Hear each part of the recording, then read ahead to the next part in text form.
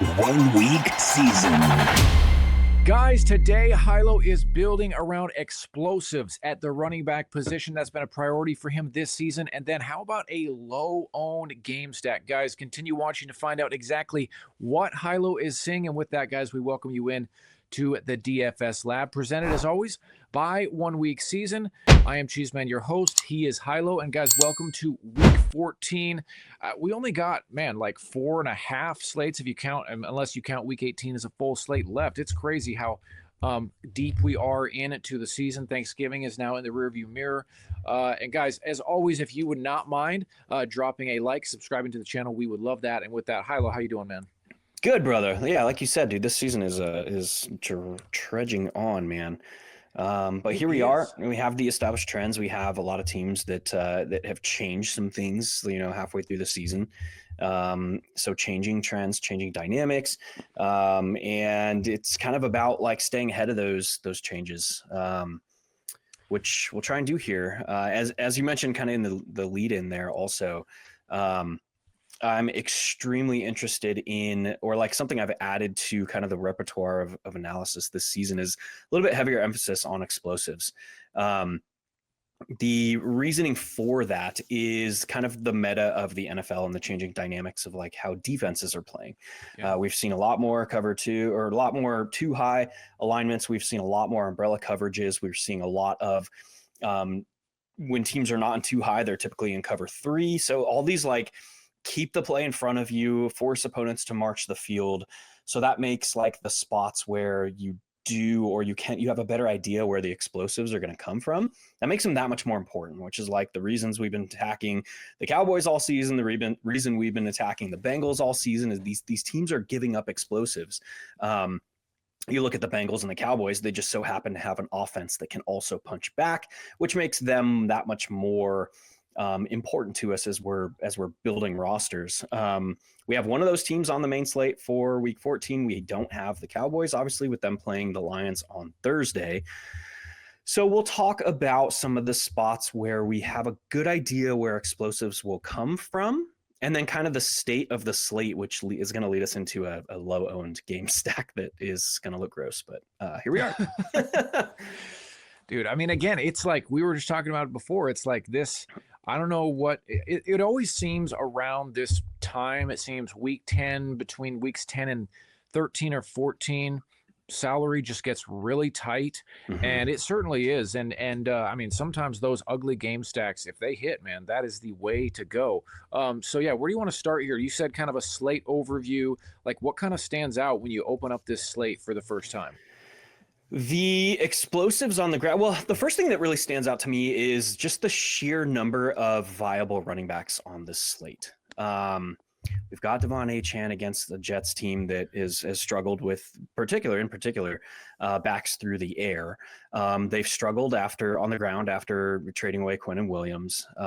We have Jonathan Taylor on the slate. We have Bijan Robinson. We have Derrick Henry. We have like Quinshon Judkins against the Titans. We have some other options in the middle to lower tier that kind of stick out to us on paper. Kenneth Walker, who's taken over a bigger portion of the backfield against a reeling Falcons team. Devin Neal is probably going to get another shot at lead back duties for the Saints, with Alvin Kamara probably on the shelf. We didn't even talk about like Josh Jacobs is on the slate. There's just a lot of potential for points to be scored at running back. So like, how do we whittle that down into what's most important to me? And then I kind of default to what we talked about in explosives. So we mentioned the fact that the Bengals are on this slate. What are they doing this season? Well, they're giving up explosives like you read about. Let's see. They are giving up an explosive run 5.3% of the time.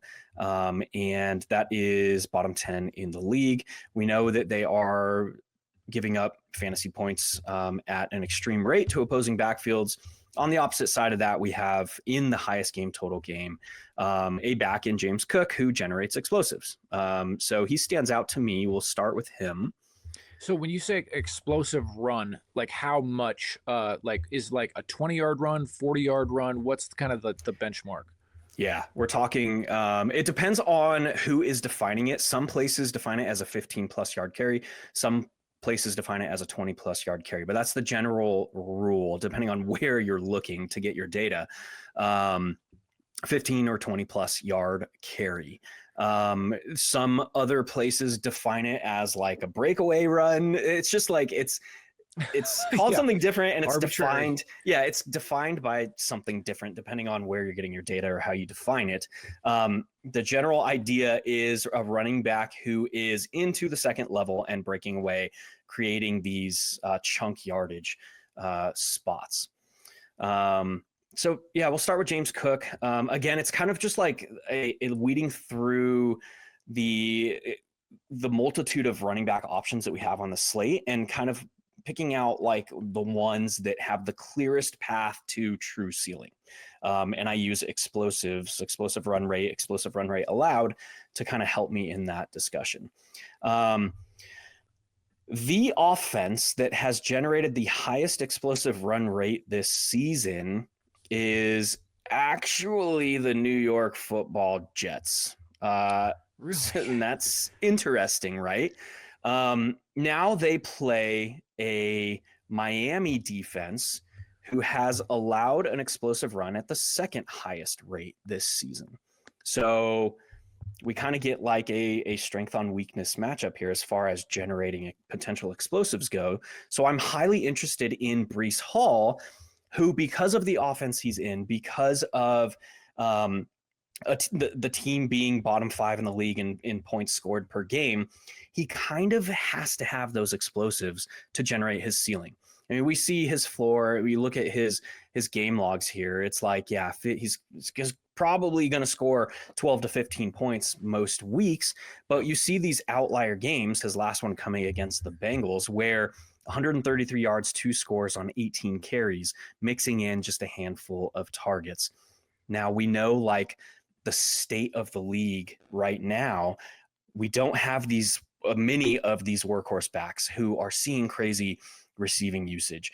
Even Devon Achane, he had a 0 reception game last week. Like, man, it's like, it's really Christian McCaffrey that's like this workhorse who's also catching all these passes. Bijan Robinson can be that, like if the game environment remains close, if the team is not getting blown out, because then if the Falcons are a weird team, because like if they're winning by a lot, if they have control of the game environment, or they're losing by a lot, they are playing from behind. Then you see like Tyler Algier like mixing in more. So like Bijan has this like very narrow path of game environment where he is most useful to us, and it's like they have to be playing from behind, but like in a close game, and then you're gonna see Bijan. So like he can be that. It's really just like Christian McCaffrey right now. Like Devon Achane can be that, but like the Dolphins have shifted how they're structuring their offense to be much more run balanced and much more run heavy than they were early in the season. So even then, like we saw, he had a 0 catch game last time out. So all of that to say, it changes how like the clearest path to a running back returning like a 30 plus fantasy point score. Like Christian McCaffrey very clearly can do that. He's not on this slate. So we don't really have any backs on this slate that have that clear path. Now, the archetype of player just shifts a little bit. Now, the path to 30 plus fantasy points is like 100 yards to hit the rushing bonus and multiple touchdowns. Or, so like flowchart here, if they're not getting multiple touchdowns, they need enough pass game involvement to like offset the need for one of those scores. So we still have to have them hit the 100-yard bonus. They still have to score at least 1 touchdown, if not multiple. And if they're not scoring multiple, we need like 3 catches for 30 yards, because that equals 6 points for a rushing score.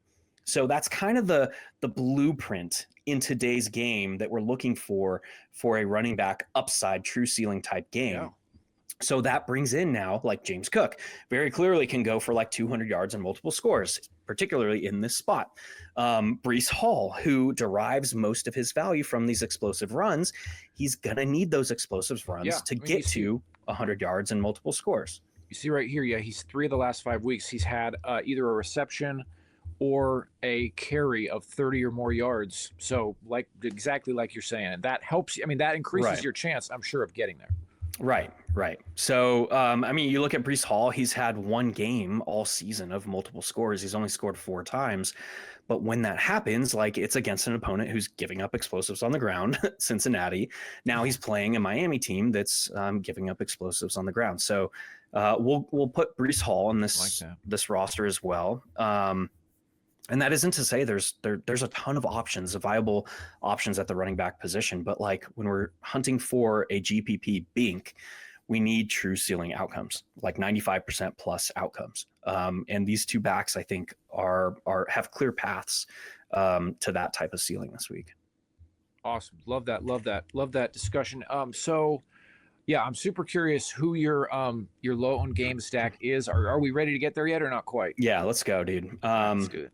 So we look at the quarterback position, and we have to understand like what the slate is giving us.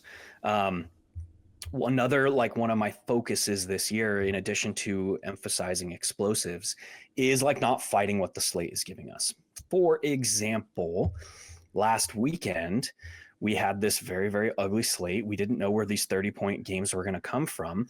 We didn't have quarterbacks that had a good chance of putting the slate out of reach. It was really only Josh Allen. So I immediately said, who's the quarterback that can put the slate out of reach? I will have interest in Josh Allen. It's really only him. Beyond that, if he fails to do that, now that brings into prominence some of these, what we call like the vomit inducing stacks. Like, if a guy is not like, if there are not many paths to a quarterback putting up 30 plus fantasy points, what does that mean? If nobody does, if the top fantasy scorer at the position is putting up 27, 28 fantasy points, what happens if a guy priced at 4,500 puts up 20 or 24 fantasy points? Like that is probably much more beneficial to our roster construction. So again, we have another slate like that this week where it's really just like Josh Allen. They can put the slate out of reach. Like Matthew Stafford can theoretically do it. How much are they going to be passing? He's going to need a 4 touchdown game probably to do that. Yes, he has that within his range of outcomes. Highly unlikely to go for the 300-yard bonus. He's done it just 1 time or 2 times all season, back in week 4 and week 5. Lamar Jackson has been on the injury report every week for the past 4 weeks with a different ailment each time. So like they're very clearly not asking him to do all these designed runs. They'll mix in a few of them. But you look at his production since the team's really, since he came back to the lineup in week 9, it's like he has 1 game over 16.6 fantasy points. So not good. He has that within his range of outcomes of like putting up a score that puts the slate out of reach, but like it's not as likely in this spot. Joe Burrow against the Buffalo Bills, who are one of those teams that plays heavy nickel, heavy dime, their umbrella. They're keeping the game in front of them. They're not giving up explosives through the air. So how likely is that for like Jamar Chase to drag along Joe Burrow? A little bit less likely. Daniel Jones is playing with a fucking broken leg. So how likely is that? Probably a little less likely. Bo Nix has 2 games all year over 300 yards. He has not thrown for multiple touchdowns in 3 weeks, or 3 games, I should say, with their bye mixed in there. Has 1 game or 2 games all season with 3 or more passing scores, playing a Raiders team that they should control the game. So like the list keeps going. Like, Does Daniel Jones return? How much is he going to be willing to accept contact? Is he going to be more of a pure pocket passer with that elbow injury if he makes it back against a Vikings team? You mean Jaden Daniels? Jaden Daniels. What did I say? Daniel Jones? Yeah, Jaden Daniels. One of those Daniels, dude. Yeah, exactly. Very true. Like, Jordan Love is coming off of a 4 touchdown game. He attempted only 30 passes in that win over the Lions. Yeah, that's so rare for that to happen. So yeah, he has 2 games all year, again, over 300 passing yards. So like all of that to say, the state of the quarterback position, what the slate is telling us is kind of foobar. Like there's not a lot of options or players that can put the slate out of reach. So if that is the case, we could say, like, I'm not going to fight that. I'll have interest in Josh Allen because he's probably the clearest path to putting the slate out of reach. If that happens, how does that happen? Like, they have to be pushed. The Bills have to be pushed for Super Josh to come out. So there's a very clear path to build that way. You say Josh Allen, I'm probably pairing that with Jamar Chase, at least from the Bengals. And saying like this game turns into the shootout of the week, like the instant classic type game, the game you're watching on like NFL Network that re-airs 4 years from now. Yes. Like that type of game. Like you need that effectively for Josh Allen to put the slate out of reach. So if those guys are not, now we're looking at like Jacoby Brissett. We're looking at who's had his price come up, but he's still, throwing the football around the yard. We're looking at like Tyrod Taylor. So like they feel freaking gross. Yeah. We're not playing Shitter Sanders. Like that's a given. We don't have to go that far. Thank God. But a player that I think is getting lost in the sauce, or is likely to this week, is Tyler Shough. And it feels freaking gross. But look at kind of what we have on the table. We have a Tampa Bay Buccaneers opponent who, first of all, divisional opponent. Second of all, is top 5 in the league in opponent pass rate over expectation. It's very hard to run on them. It's likely, sitting here as we are on Tuesday afternoon, it looks likely that Alvin Kamara is going to miss another game. So now we have a backfield led by Devin Neal. So we have an opponent matchup that is a very clear pass funnel. We have an offense that is less likely to be able to run the football. We have one of the best nose tackles in the game on the Buccaneers. It just all kind of points to the Saints should be focused on the aerial game here. Yeah. What's most interesting to me about that, not just saying Tyler Shough threw for 239 yards and 2 touchdowns last week. It's saying since this team's week 11 bye, so in the 2 games since that, they played the Falcons and they played the Dolphins. Tyler Shough has attempted 43 and 38 passes in those 2 games. So this is a team that's in evaluation mode. They're like, how do we build for the future? Like we have these, they got rid of Rashid Shaheed, who hasn't had an expiring contract. Alvin Kamara's on the tail end of his career. They make the switch midseason to Tyler Shough. They're evaluating, like, can we build? They have a brand new head coach in Kellen Moore. They're saying we need to evaluate these guys now to figure out how we're going to move forward in the future. So to me, after their week 11 bye, they're saying like, is Shough our guy for the future? He's attempted 43 and 38 passes, 81 pass attempts in 2 games. Like, why are we so excited to play the Arizona Cardinals? Because this offense is just saying, like, fuck it, we can't run the football. We're down to our 5th and 6th running back, or 4th and 5th running back. We have Brissett. We can put him under center. We can do these play action things that we weren't doing with Kyler Murray. Let's just throw the football. I think, or at least it looks like to me, that the Saints are kind of within that category. So things are lining up. Yeah. I don't know how good Tyler Shough is. Film on Shough? I mean, have you seen anything that he's not great? Yeah. Okay. Yeah. He's not great. He's good at throwing to his first read. He has slow processing, which is kind of funny for a 27-year-old rookie. Yeah. He has okay arm strength. He has below average processing. He's okay at delivering the football to his first read. So what we're going to do is we're not going to fight that. We're going to say, okay, we'll play Tyler Shough because of all the things we talked about. We'll just enter his first reads. Olave, just say like, if the production is going to flow anywhere, it's going to be to his first reads. So that's Chris Olave and that's Juwan Johnson.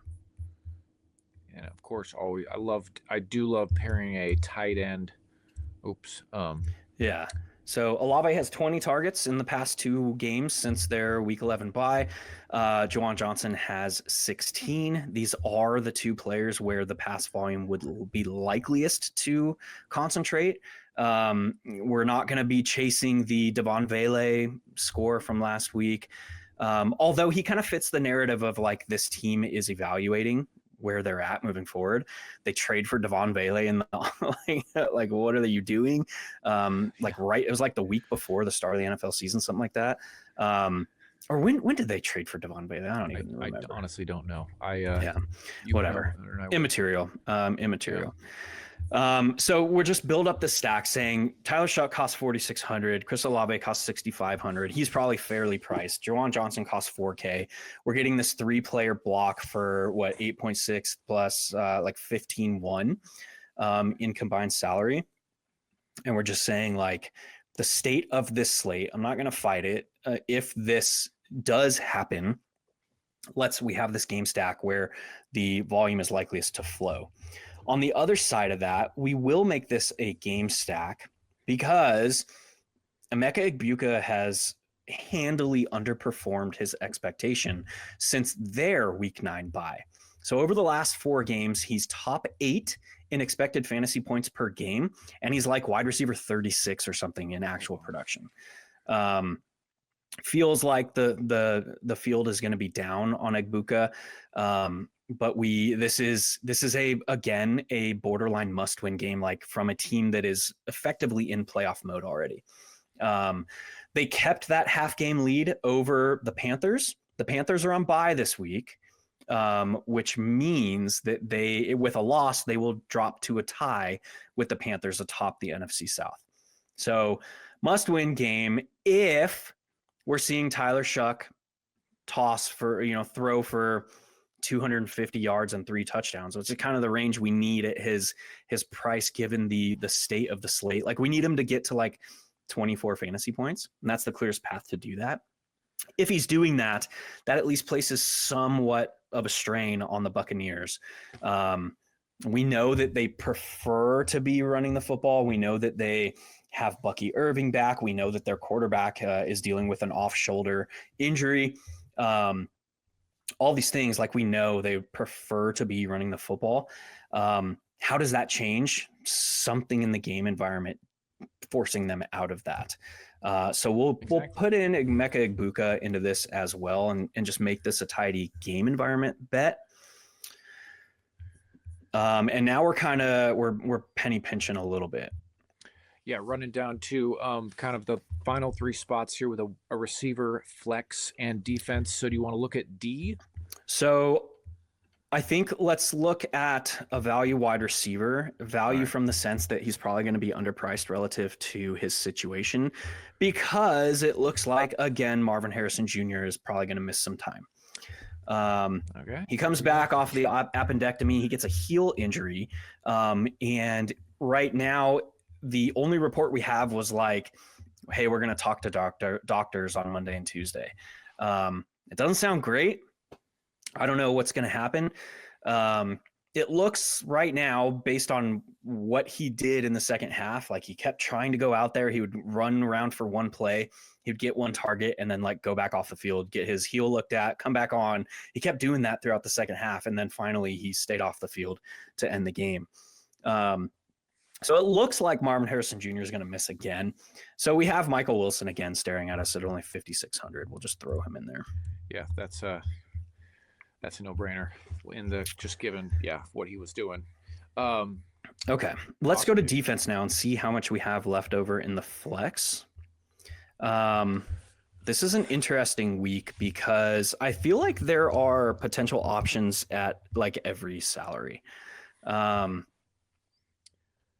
I think though, if we're targeting, so like defense is one of those positions where raw points matter a little bit more than anywhere else. You look at quarterback, raw points matter, but like a little bit less so because you can make up for the production of at the quarterback position because it is so condensed. Like you can make up for if Josh Allen goes for 30 on this slate, you can probably make up for that from 24 from a cheap guy.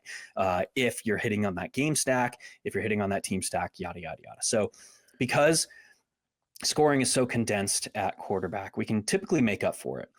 Tight end is a little bit different because it's a highly variant position. That's what makes guys like Trey McBride so much more valuable to us because he's so consistently hitting for a solid fantasy score. That's why his price is now $8K. He's put up 29.4 DK points or more in 3 of 7 games with Jacoby Brissett. He's put up 22.2 in 4 of 7, and he's put up no less than 16.5 DK points in Brissett starts. Just absurd production at a highly variant position that is typically so driven by touchdowns. So if we're like not comfortable paying $8K for Trey McBride this week, which probably only doing so if I'm pairing it with Jacoby Brissett, to be honest. If we're saying like Brock Bowers has a really difficult matchup against the Broncos, the last time they played, he saw only 3 targets. This is a dysfunctional team. Again, what kind of does this position boil down to? We've already kind of taken the path of like a value tight end in our primary stack. So what I'm trying to get at is like quarterback, tight end are 2 positions where raw points matter because they're onesie positions. Like a singular player can put the slate out of reach, putting up a score that you had to have. But there are so few options at those positions that if that doesn't happen, now it brings in these low cost options. And the way to minimize variance the most when using those low cost options is to pair them together with the quarterback tight end pairing. We've done that on this roster. Yeah. Now at defense, highly variant position, but it's much harder to make up points elsewhere on your roster if one option does put the slate out of reach. Yes. Because 1, it's a onesie position. 2, it's extremely variant. So typically, and it's like 40% of the slates that you'll see in a given year, there's a defense you had to have. Like last week was one of those slates. It was the Seattle Seahawks. Yeah. You had to have them or you were not winning. So what we're doing is at this position, I am targeting raw points much more than I am salary multipliers or like trying to save salary. So like 60% of the time, a defense isn't going to put up a score that you had to have where you're not winning on a given slate. That's why the field has transitioned to like saving salary. Starting at the bottom, are there any options down here that I can stomach that can put up 9 to 11 points that keeps me on pace? And that's completely valid. That's going to happen 60% roughly of the slates. On this slate, though, we have a Cleveland Browns team that's playing at home, probably going to be some winter weather in Cleveland. I haven't checked. I don't check weather this early. Against the offense that is pacing for like NFL record-worthy sacks for a defense that has generated 43 sacks this season, second only, I think, this season to the Broncos. Actually, where are the Broncos at? They're at 51, yeah. And against a mistake-prone quarterback in Cam Ward, against an offense that can't move the football. We look at the Titans, like, how have they been competitive this season? It's like their defense or special teams is doing something fun. That's the only times. So I think the Browns have a path to put up a score that you could not win without this week. So we're going to try and prioritize that on this build. Now we have, I think are you talking? You're muted, I think. Maybe. Whoops. Yep. I just was saying cool. 5K left feels nice. Feels pretty Yeah. nice. So we have a little bit of salary here for our flex. At 5K. We're not. I was fairly excited to play Kenneth Gainwell last week. I thought he had a path there against the Bills. Didn't work out. The offense struggled. We saw a mid-game quarterback change. Potential to go to Gainwell. I'm not necessarily overly excited about that. So let's go down the list. Rachaad White. We're not overly excited about that. Parker Washington is dinged up. He left last week, did not return. Probably not overly excited about that. In Jacksonville, that is now more heavily focused on the run. Tyler Warren is the first name that kind of sticks out a little bit to me. Yeah. There's some theory here. An immobile or a more immobile quarterback, because he has a freaking hairline fracture or whatever in his fibula, in Daniel Jones, should theoretically have an offense more focused on quick passing. I thought that last week. I was kind of high on Tyler Warren last week, and it didn't kind of come to fruition. against the Texans. Hey, week early. Yeah, so Tyler Warren is interesting. We're not excited about Tony Pollard. We've already played the Browns. We're not excited about Tajay Spears. Jordan Addison would be the next name that piques my interest. The entire world is down on the Vikings, and rightfully so. Like, J.J. McCarthy's not look good. Max Brosmer had one of the worst debuts of any quarterback in recent history last year, maybe or last week. Only Nathan Peterman I can remember being worse. Yeah, dude. I'm sure you remember that. Yeah, so Tyler Warren is interesting. Jordan Addison is interesting. Romeo Dobbs a little bit, not really. They're probably getting a whole bunch of pass catchers back.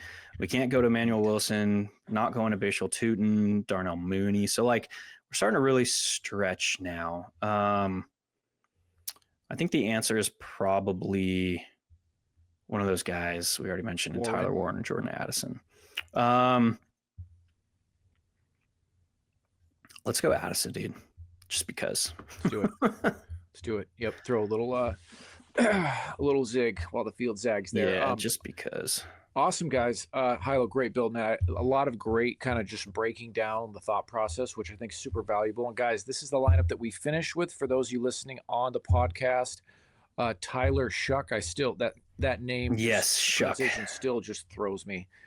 James Cook and Breece Hall, Chris Olave, Emeka Egbuka, Michael Wilson, Juwan Johnson, Jordan Addison, Browns DC had the Saints stack. That was kind of the low-owned stack that Hilow teased in at the beginning, and he broke down why.